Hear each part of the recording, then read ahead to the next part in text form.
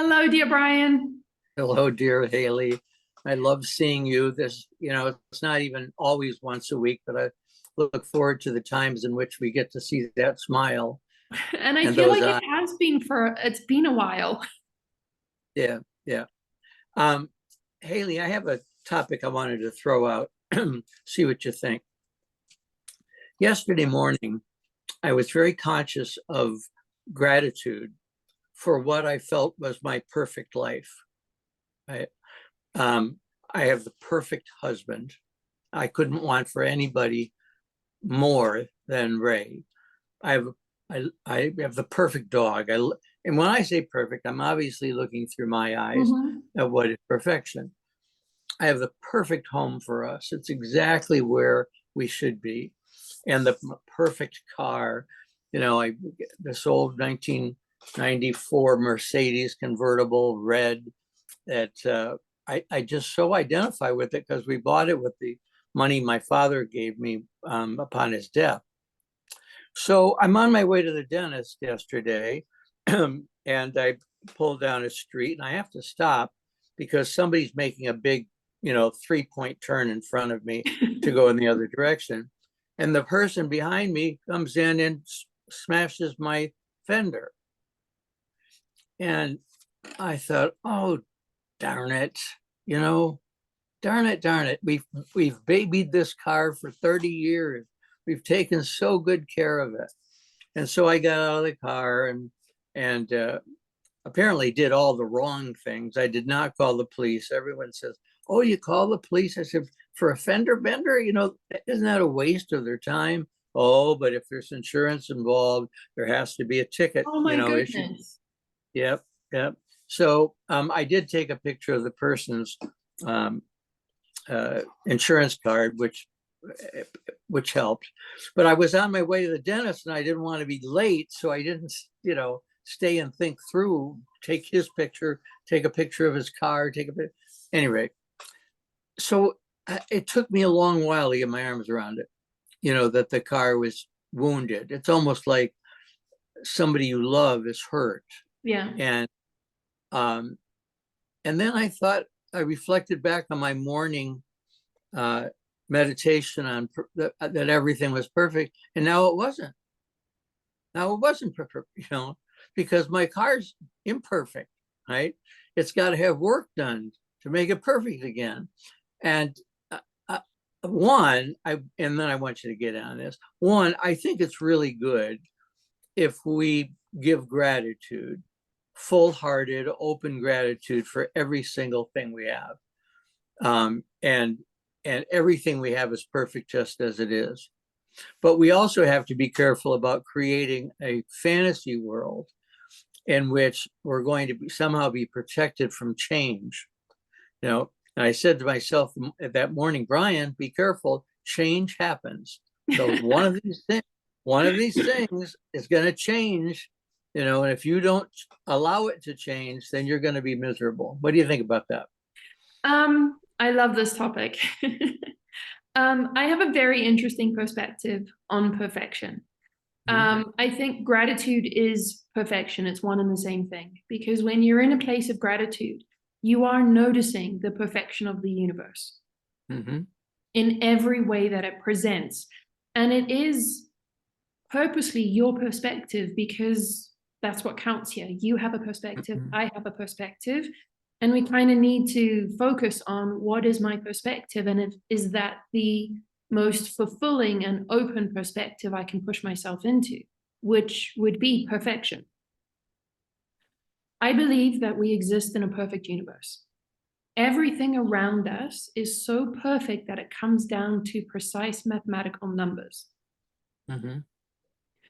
Our bodies come down to precise mathematical numbers. We don't even understand how perfect our bodies are just yet, with as Mhm. far as we've come with science. So we live in a perfect universe. We have this perfect body, yet we limit ourselves by saying perfection is an illusion.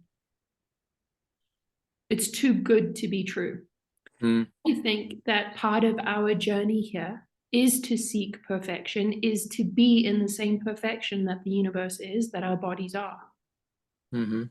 And I think what happens is that when we have a moment of gratitude and sitting there going like, everything is so perfect, we go into self-sabotage because we immediately hear, you're getting a little bit of a too big a head. Mm-hmm. You're going to get knocked down into size. Yeah, you just wait. You just wait. It's not that great. You're going to get yours. Yeah. And I Because think that when those bad things, like those difficult things happen afterwards, I honestly think that that's our self-sabotage going like, I need to prove that things can't be perfect. mm-hmm.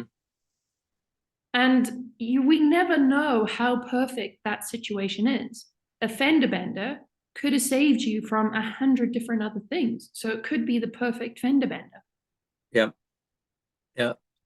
I had a guy behind me today as I was taking the car over to get an appraisal in a truck. And I pulled into his lane well ahead of him. And he lays on the horn. And when we get to the next light, he's, two double birds, the double eagle. And I thought, what's that about? I don't get it. I don't know what he's upset about. He followed me down the road I was turning. And then a car in front of us did something he didn't like. And he laid on the horn again. I thought, you know what? Maybe we're holding him up from doing something that he shouldn't do. He's obviously having a bad day. It's not about us personally, right? So going to what you said about the fender bender protecting me from something else, might well be true. I don't know what, but I do know that it got me thinking about embracing what I perceive to be imperfection because it's broken. If it's broken. Hayley, I wrote my column in a Facebook page this week is about my father telling me that there was no Santa Claus, Easter Bunny, or Tooth Fairy, saying all of these things are made up. He didn't want me to be embarrassed. I said, but what he didn't say is that there is a fairy that really lives, and he approaches the beds of old people around the globe, and he's called the, wait a second, I'm going to get it, pot-bellied fairy.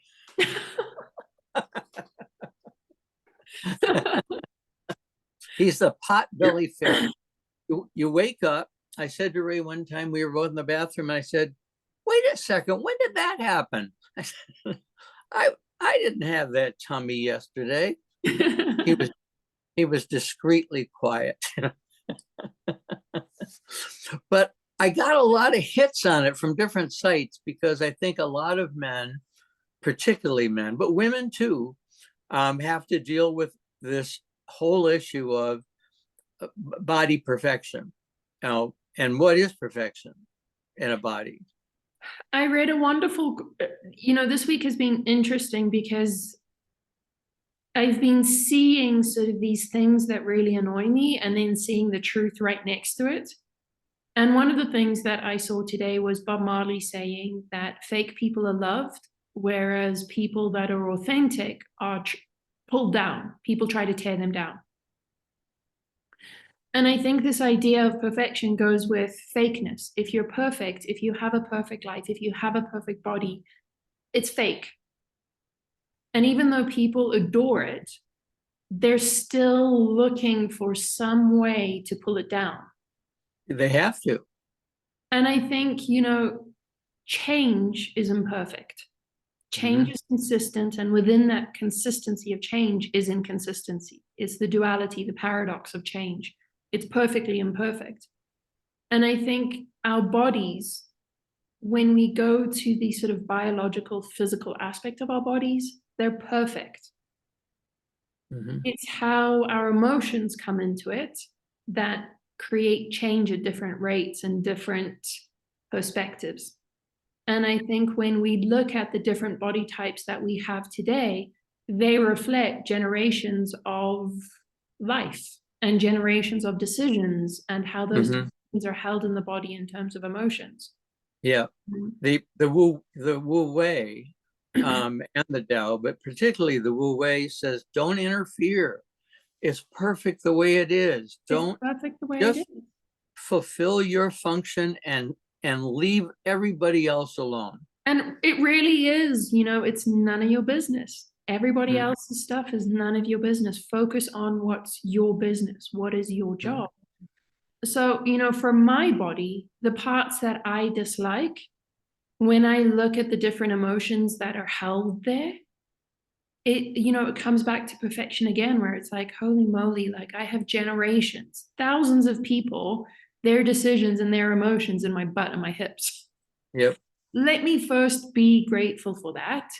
And now let's start undoing all of that and freeing all of Mhm. that. And I think, again, it's that gratitude brings us back to that perfection of it might not feel great, but it's still perfect As it is. as it is. And Hayley, I think we learned that not from a book or a class. I think we learn it from the modeling of people that we know and admire, that they their life is different than mine because they accept themselves totally as perfect. And I can quite clearly see they're not. But all kidding aside, that if I watch you and think, I want what Hayley's got, she's so at peace. And then I realize what the reason Hayley seems to be so at peace is that she accepts herself as perfect, 100%. And Yeah, maybe if I did that, I would have the same serenity. I think my personal perspective on that is it comes from life experience, whether that be age or old soul. It comes from life experience and having what we consider imperfect moments that push us towards seeing the perfection. Mm-hmm. I only have a perspective of perfection because of what I've been through. And realizing that, holy moly, my body is amazing. Mm-hmm. My body, like I pushed my body to the brink of death. And it was only in the journey of bringing my body back that I really opened up into this, wow, my body is amazing. I need to be in that level of gratitude for this perfection of my body. And that sort of opened me up into, hang on a minute, if my body's perfection and my body is the universe, then we live in a perfect universe. And it goes on and on and on. But for me, it was that very specific experience of being so unhealthy and so ill that I almost like my body was almost at the point of not coming back. And Hayley, was it physical and emotional, or It or started off, my journey, started off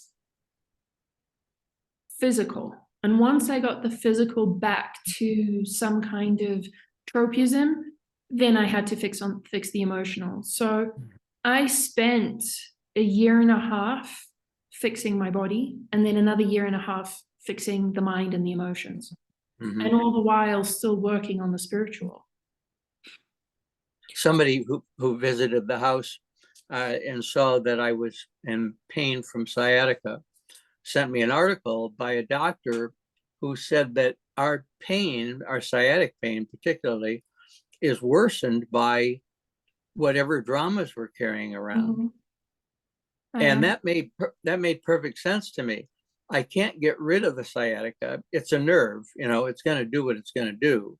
And there's physiological reasons why it's where it is. But I can take the tragedy, the drama away from it by letting go. And I felt it. I hit one thing out of the park. It was an amazing turn of perspective for me. And this huge weight just went Mm-hmm. up, up, up, up, up. And I felt less conscious of my pain in my leg. There's a wonderful book called The Body Keeps Score, and it speaks specifically of how the body holds these events, these emotions tied to the events, and how that creates pain and disease. It's an incredibly interesting book and very insightful. And I read that book while I was going through healing of my own body. And even today, whenever I have health issues, whether it be pain or something else pops up, absolutely triggered by something that I was afraid of. Hmm. And the minute that I deal with what it is that I was afraid of, everything calms down again. Calms down, but so here's the issue, Hayley. I posted about the whole theory that dramas create the physical problem, and I shared on Facebook that my mother, who died of lymphoma, was told by her doctor that she had never grieved openly the death of three of her children. We've talked about this before. Mhm. And one person, came right back saying, your mother did not cause her own cancer. And we have to be careful about that, because during the whole period of AIDS, when Louise Hay was talking about, love yourself, it's going to change things. When people died, you shouldn't say, well, they didn't love themselves enough, or if they did, they would have not died. And that was a big that was a big issue at the time. I have an next door neighbor who's, Prince Charming, but he's dealing with a cancer that, I could never attach to a drama. Yeah. I mean, obviously, neither one of us are medical doctors in the Western sense or the Eastern sense. We only speak from experience and our perspectives. And, in my experience of this lifetime and my perspective that I currently have, it is my truth that all diseases in the body stem from an emotional traumatic event. I have experienced an enormous amount of cancer in my life. And I've seen people that have completely gone down the path of this is just bad luck and I'm cursed and I'm just going to die. I've seen people work on themselves mentally and the cancer goes into remission. And I've seen people give up because they're done. Mm. You know, I think to each their own. I think part of minding my own business is allowing everybody to have their own belief on that, which hopefully allows me to have my own belief. But the way that I live my life is being aware and conscious and proactive of my body reflects my emotions, my mental state, and my spiritual connection. So if I'd like my body to be around for as long as I want to be around, I need to be conscious of how it all works together, how it all integrates. And when something pops up, whether it be pain or another physical weirdness, that's my trigger that I need to do some work on more than just the body here. So if I came to you, I heard about Hayley Evans, and I asked you to spend a half hour with me. And my first opening was, I've just been diagnosed with cancer, an aggressive cancer. How do you respond to that? I ask questions. I ask them how they're feeling with it. Where is their mindset with it? What do they believe in? It's not for me to enforce my perspectives on people. It's more for me to ask questions so that they can create their own perspective and believe in their own perspective. Mm-hmm. So I have clients that don't believe in my idea of reincarnation or how bad things are 50% our fault, at least 50% our own doing. And I allow that. I allow them to be able to be in that place of needing to question it, understand it. And, sometimes they kind of move past it and sometimes they get stuck with it and I never speak to them again. I think it's just, again, the perfection of our life is people come in and out when they're supposed to chat with you. Sometimes they plant a seed in me and sometimes I plant a seed in them. And do you ever say, I heard you say, I'm not going to impose what I believe, but do you share what you believe with Absolutely. them? I believe that that's critical for truth, for me to be in my integrity and my authenticity. And I share through my own experience too. Mhm. I've questioned God. I've had many of boxing match with God. Yeah, I think if you haven't, then it's not a very deep faith. You Yeah, know, I think you have to wrestle with the angel in order to decide for yourself whether you've been wrestling with air or you've been wrestling with grace, right? right. And and we all come to our own conclusions, and we can change them throughout our life. Absolutely. Yeah, I'm reading. Well, we actually had him on the program, Bill Glenn, talking about his book just came out. I Came Here Seeking a Person. I'm just And, about to try and order it too. are you Get it delivered to Mexico. Yeah. good? Well, it's you know, he's a real spiritual guy, and I like that. But it allowed me to realize that we're pretty much in the same place in terms of what we think about the world and about God, but we had very different journeys, and very different relationships with the church. And we have to allow for that. I feel like that's part of the rainbow.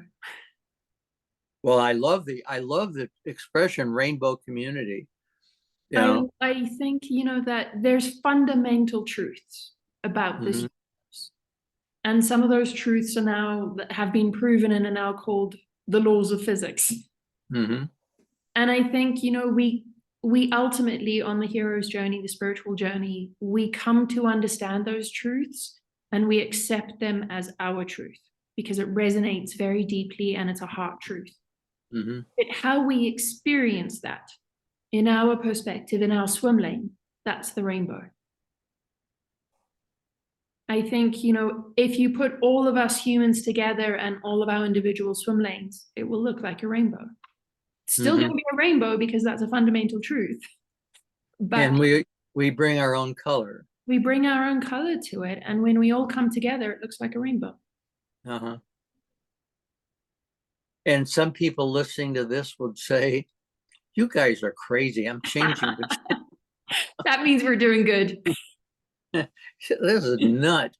She's talking about code. He's talking about wrestling with the air. He's Who got told me? rainbows going on. Who told me to listen to this? I love it.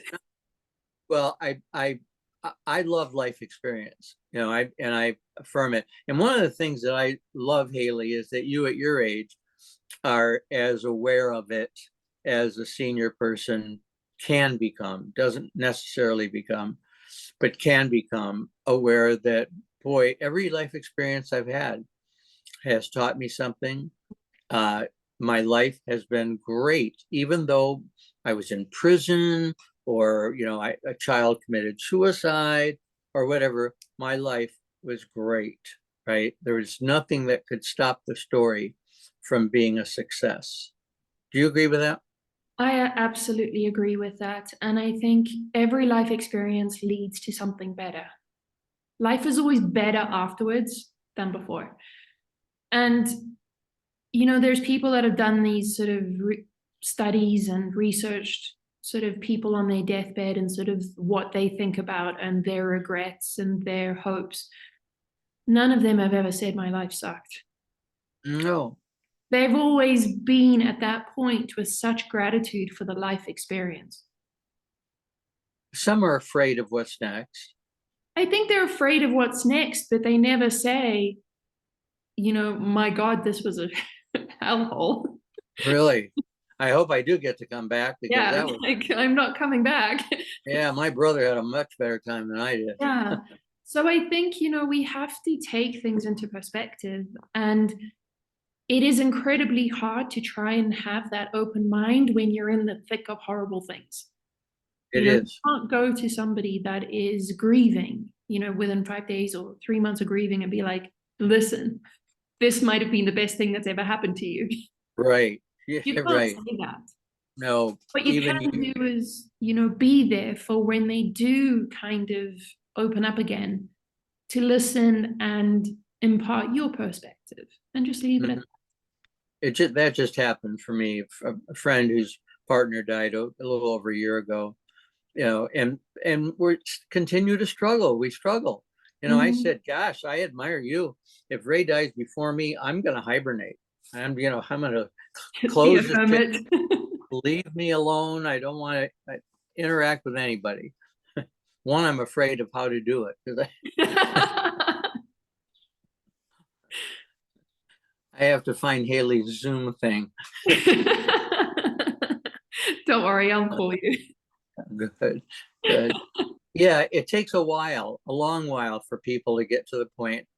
Well, you know what? For some people to get to the point where they're ready for new experiences. They've been able to accept what happened, uh, celebrate it, be grateful for it, but not feel that they have to stick with that hand the rest of their life, that it's okay to love again. Yeah, to get back into life. And again, it's not necessarily loving another person, it's loving the life experience, coming back into the life experience. Mhm. And yeah, If we're okay, and this is somewhat attached to it, I wanted to talk to you and see where you were on the idea of people's assumptions of us and how they would rather hold on to those assumptions than hear the truth, or come to you and ask you, what do you think about something? but we've said uh, that's that's really good. People make assumptions. They feel really good. If the assumption is a good assumption, they feel really good being around us, with us. But if they discover that we're not really what they assumed we were, there can be anger, Yeah. as if we tricked them. And how they would rather hold on to those assumptions than to actually ask anything about who you are. Uh-huh. And I think that a lot of the time goes with the phrase, I know who you are. I know you. I know who you are, and I saw what you did. Yeah. And I think, a lot of the time it comes from parents saying, I'm your parent. I know you better than anybody else on this planet. Mm-hmm. But again, I think that is still an assumption of who we are and the perspective. That's a great statement to flush out a little bit. A parent does say often, "I know you better than anybody on the planet does," and uh, I think first of all, I should know myself better than anyone on the I, planet does. I mean, I agree with you. I don't think anybody knows us as well as they think they do.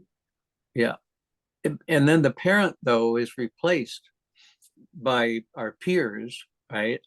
And then our spouse, right? If I was trying to figure out who the people in my life were who knew me best, and it was not one person. It was almost like passing the torch.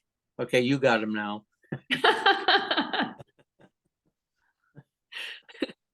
Your turn.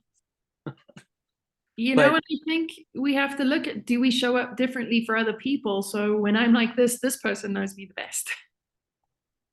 oh, so that we change the way we are with people. With people, yeah, with different crowds. Are you the same Brian that is with your family as you are with your friends? Well, I think it's really hard to be with your family and not, go back to being a teenager and everyone has their power structure and Mhm. family can be real challenging. Uh, Hayley, what I thought about and this is could I be the same person with friends, or was I same person with friends as I was with that audience of corporate people I just did 2 hours training with? Because my training is very personal. I'm telling my story. they're getting to know me. I want them to know me. I want them to feel like, what would it be like if Brian was in my cubicle? Would I, would it be okay that he was gay? And it's really interesting. This is a great question because I'm starting my memoir, and I wanted to write to this friend who has been encouraging me to say, I've been telling my story for so many years that I've left out all kinds of things, right? That I need to incorporate if I'm going to tell the truth, but suddenly I don't have the same story. Does that make sense? Totally makes sense. It's kind of exciting. I think that's the beauty of a memoir, is that you get to push yourself to remember things that you don't usually are, like at the top of something. Mm-hmm. Congratulations on starting on your memoir. You know what? Thank you. I've learned in my life that when I announce that I'm going to do something, I do it. The perfection of timing. Well, it's just, it helps me put it out there so that it's part of reality. You've heard it. Mm-hmm. And so now it's really part of my reality too. The word memoir is there, but it's not just maybe there, it's there. Just as, each book that I've written, or I've said I was going to do it, and then I did it. And so that helped. Yes, but our stories go back to the professional Brian and the friendly Brian. Let's do professional Hayley and friend Hayley. You and I started out doing this conversation, saying we didn't care whether anybody listened to it or not. And that, for me, guaranteed that we would be, just fully honest with each other in every conversation, because we weren't trying to build business. We weren't trying to, say how many followers we have. We were just really excited about the fact that we're on the same vibration and bring others in to join us in the conversation that helps flesh it out. Do you feel that in maybe 2 years we've been doing this, do you feel that you have had the freedom to be authentic throughout it? Absolutely. I think when I made the decision to leave investment banking, I also made the decision to be me more often. Mm-hmm. So when I was in banking, there was definitely so many different versions of me. There was professional Hayley. There was the Hayley that hangs out with her friends on weekends. There was the Hayley that had the family. There was the Hayley that had sort of the deep, deep friendships. And each Mm-hmm. one of them got a different version of me. And I think since, really coming and really focusing on who I am and answering that question, I have become far more authentic. And now there's just really one version of me. However, that one version does not stop other people's assumptions of me. Yes. And that one version doesn't trap you into not growing. Right? Not growing. But what I've found, though, that even as I grow in this authentic place, the authenticity is core. Mm-hmm. The friends that I've had sort of since I really started focusing on this are still the deep, deep friends that I have today. So they're the ones that kind of hang around with me as I grow, and I'm the one that hangs around them as they grow too. So they, that's how I kind of know that I'm still pretty much the truth of who I am. Mm-hmm. I still experience like people coming in and out of my life as I grow. However, that's not really inauthentic. That's just people come in when they're supposed to come in and they leave when they're supposed to leave. But I do notice that every single day I come across people with assumptions of me. And it's only if they're open to asking me a question, do they see the truth of who I am? Do they see me? What kind of assumptions? That you're a drag queen? Not yet. I got to work on that. I think my clothing needs to be a bit more flamboyant. Claire, clairvoyant. The flamboyant clairvoyant.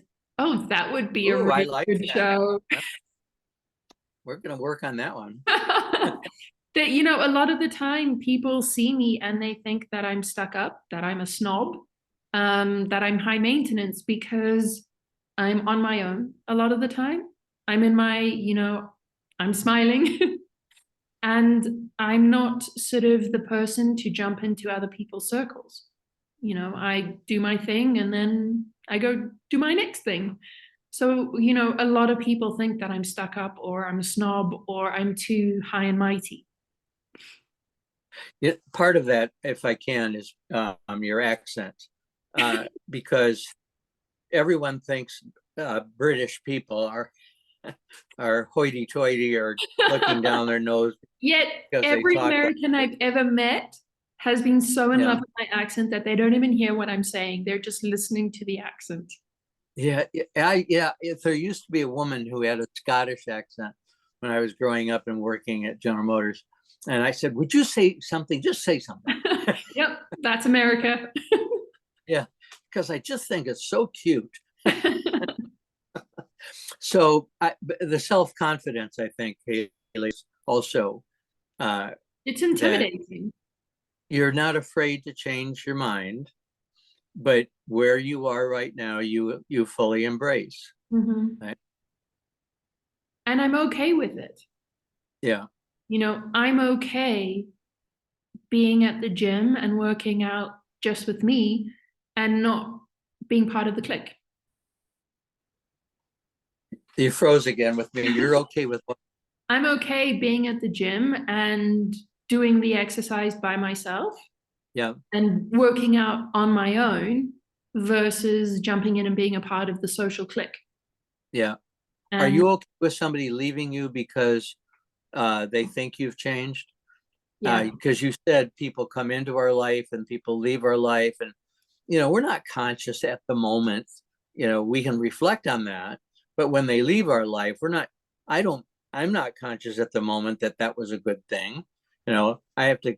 I have to spend some time with it. I know it's always a good thing. I know. Yeah. Does it hurt? Do I question it? Do I ask myself, like, maybe you're on the wrong path here if people keep coming Mm-hmm. out? I think that that's part of the process is making sure that, you know, you have these checks and balances to make sure that you're being authentic, that you're in integrity with your soul. So we have to have these moments of, I know this is a good thing, but I'm questioning. The questioning for me really helps me dial into my soul and really helps me dial into believe in yourself.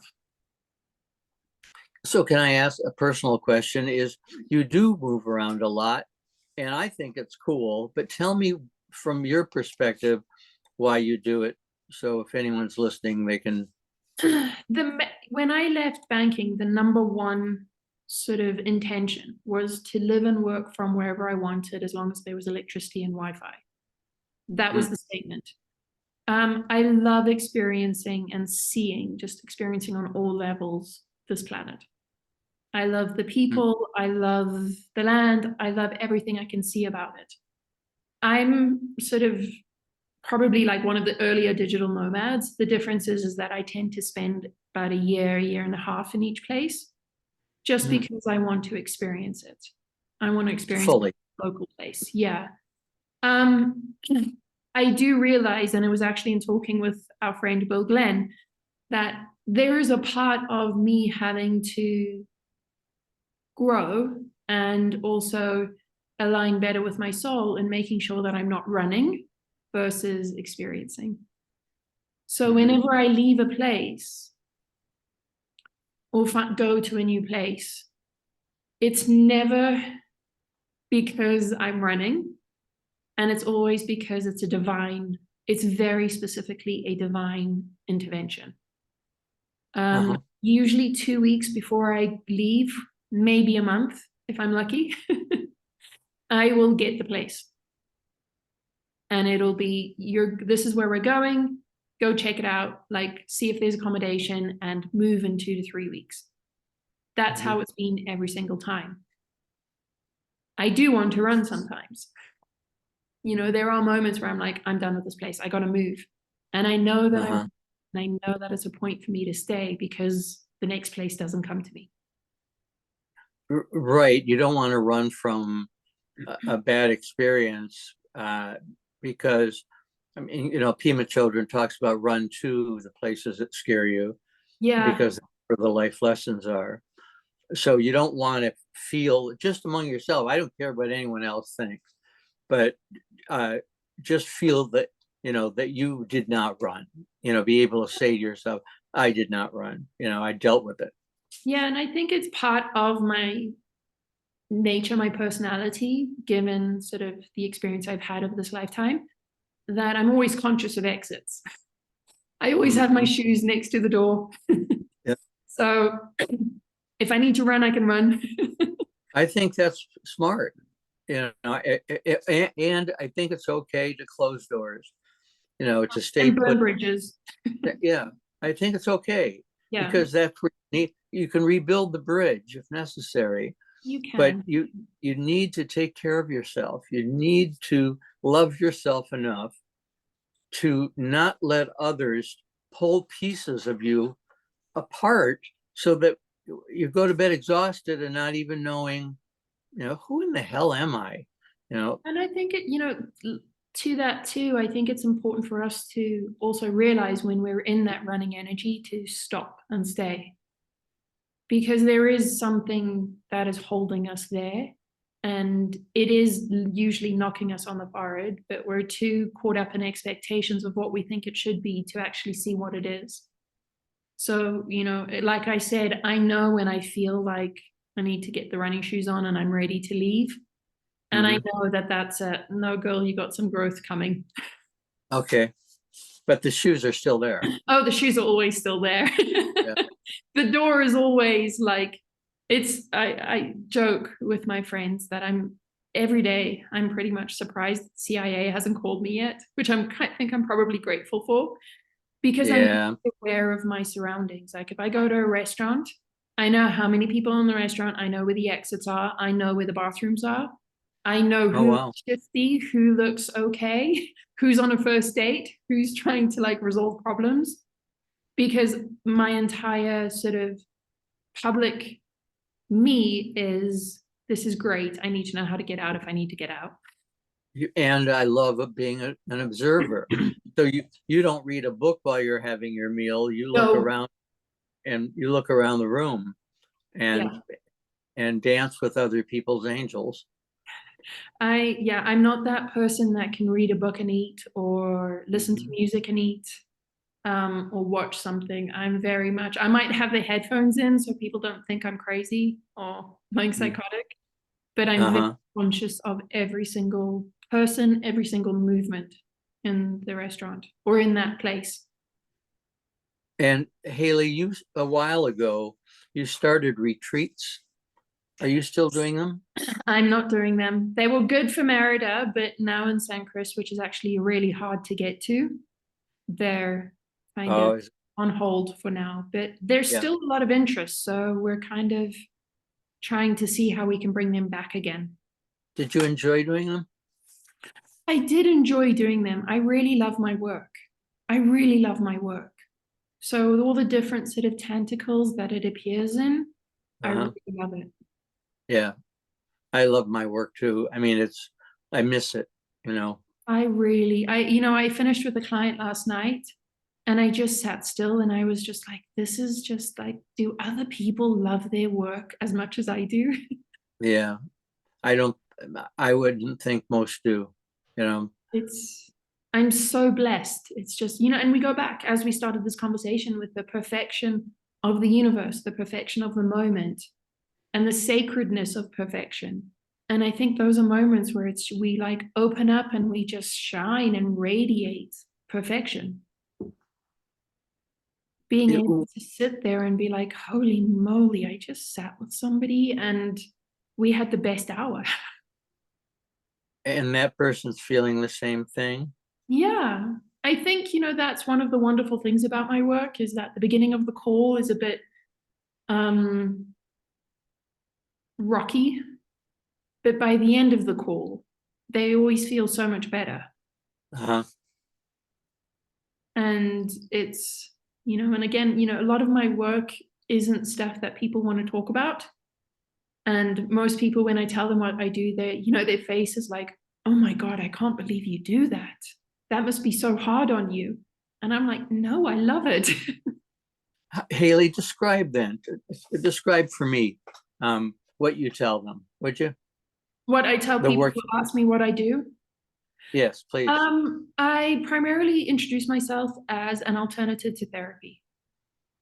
Okay. I read the energy and I help people that have come from traumatic experiences, whether it be sexual, physical, or verbal abuse, violence. And I help them unwind out of that and start learning to have confidence and appreciating the experience of life again. And most So, people only hear the sexual violence and the physical violent part. The rest of it, they don't hear. well, they might hear alternative to therapy. I like that. I like, I like that opening. Do you mostly work with people who have been abused or, oh, you do? Now, see, I didn't know that. Yeah. And About 90% of my clients have experienced traumatic events, whether it be suicide, physical abuse, sexual abuse, verbal abuse. It's deeply traumatic. What I think Hayley, what percentage of the population of the world would you guess has experienced trauma in their life? 100%. Yeah, me too. I think Yeah, we're just a big old swimming pool of hurt people, of broken yeah, people.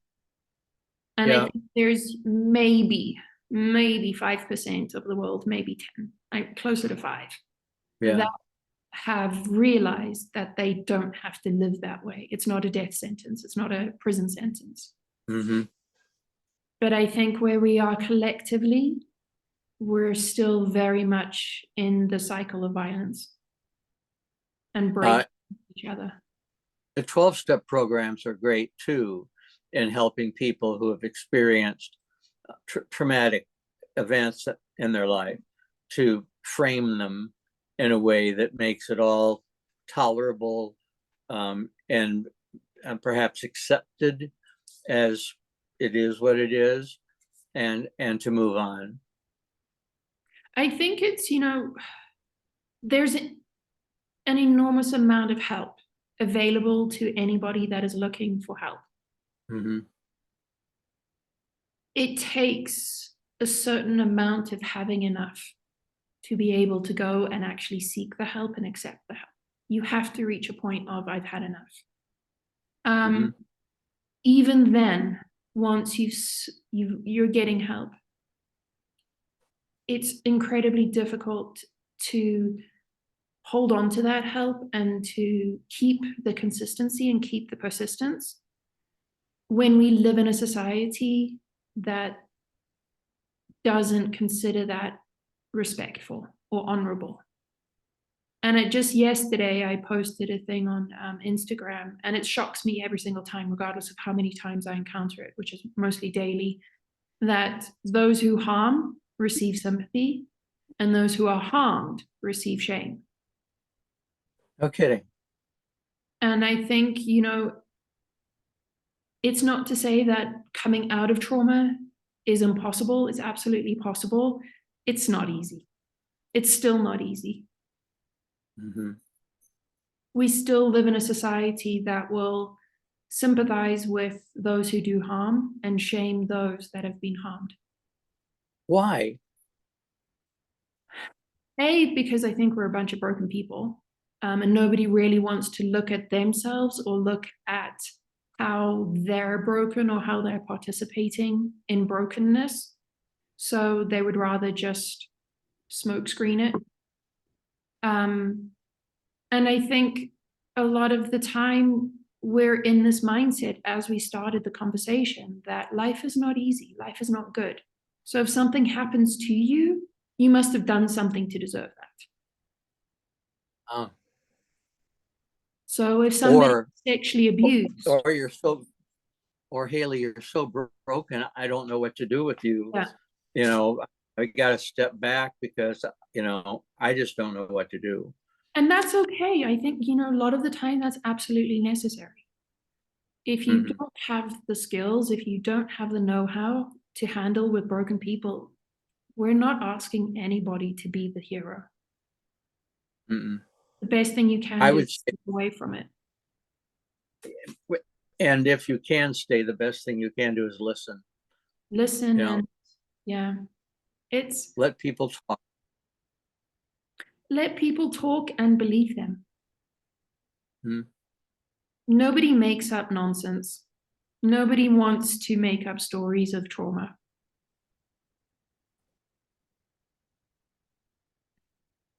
And if they do, then that's a traumatizing experience. Well, To- if they're making up those kind of stories, then it comes from them being in a really awful situation of trauma. That's right. It's it's such a higgledy-piggledy bird's nest. Yeah. And I think if we just had some patience, some compassion to stay when we feel like we can stay and to walk away when we can walk away. Hmm. And do so in a way that allows the person uh, dignity. Their shoes need to be next to a door too, Mm-hmm. so that if it feels like it's not working, they can leave their door the Absolutely. same time I leave my door, rather than have them sit in the room waiting for something to happen. Yeah. How are we doing on time? We have about 6 more minutes. Okay. So, how long have you been where you're living right now? It'll be a year next month. Oh, no February kidding. 25th will be a year. No kidding. And Yep. I'm assuming that you've established some nice friendships with the people in the marketplace. I have some wonderful daily friends that I look forward to seeing. Hmm. Um, yeah, and they're very local. I haven't sort of expanded into the sort of the expat groups. I prefer to just kind of keep my little world and stick to my Make swim I lane. get it. You're able to do it. I'm able to do it. And, by nature too, I'm an introvert. I'm an introvert. And then when I go out, I'm an extrovert, but I'm an introvert 90% of the time. Did we freeze again? Oh, no. You look frozen. You were frozen. I It was had to frozen. be. Yeah. Oh no. But I was mentioning that I'm an introvert. So my joy comes from being on my own a lot of the time. But I do have like some friends here that if I'm up for it, I'll join them. If they're going out, I'll join them and go out for a night out. And then I'm good for like 3 months. Okay, so if I can, in the few minutes, you make friends with these people, and then you get the message that you need to leave. Okay, Mhm. how do you keep these people along with you through the electronic media, or do Yeah. you say Um, adios? I'm it's difficult, and especially in Mexico now where the digital nomads, the expats are very prominent. The locals aren't really interested in investing in a relationship. So it takes a little bit more effort. What I have found is regardless of where I move, there are certain friendships that will last no matter what. Mm. And it is, through social, like the electronic means, the gift of technology that we are in touch with. So it is because of those random relationships that when I was here and you were here, we had a great time and now we're friends forever. And now we're going to meet in wherever. Those continue. They're few and far between. For every maybe 100 people you meet, you might meet one that you end up Uh-huh. having that kind of long distance relationship with. I agree with you. That I think, and often you both know it at the same moment. You know, you Yeah, sort of think, oh, there's something here. I need to make sure I stay in touch with this person because yeah. there's something here. And it's one of the things that comes with the life of always, technically being on the move, a bit of a gypsy, is that people come in and out. And some of them you're okay with leaving, and others you're just like, damn, I was so enjoying that. And now you're going. Yeah. People ask me how we got together, and I tell them about Mike Kearney paying for a session because he thought that I should know you, and you and I talked, and you said, you want to do this some more? I said, well, can't afford it. I'm not talking about money. I just want to talk to you. You want to talk next week? So we started scheduling and a conversation, and then decided to push record because why waste it? Why waste it? And it was fun. And I think It is. that's part of the alternative therapy that I offer. Most of my clients become friends.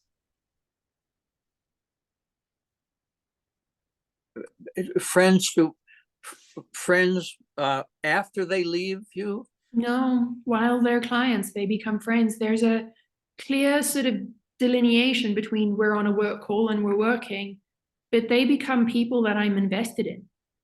They And become that you can be relationships, totally honest friends. with. You can be totally honest with them. Absolutely. So And I think that's part of what makes sort of my work a little bit different, is that they see the real me. mm-hmm. It's You're not, not here's Hayley. you're not a therapist. Yeah. Yeah. Wonderful. Well, I Well, love we have run out of time, my dear. yeah. I love what we do. I'll look for where our next connection is, and try to think of somebody fun to bring along. I love the ones that are just coming in randomly. It's so much Aren't, fun. And they aren't seem such a good connection. and they love doing it. I hear from them afterwards how much they love doing it. Shocked to see their faces and hear their voices if they haven't had that before, but loving the conversation. I love it. Yeah, How me too. lucky are we in this perfect world? In this perfect program. I love the perfection of you. I I hope you love have the a wonderful perfection. rest of the week, and we'll chat soon. Good. Take care, Lots of Heather. love. Bye.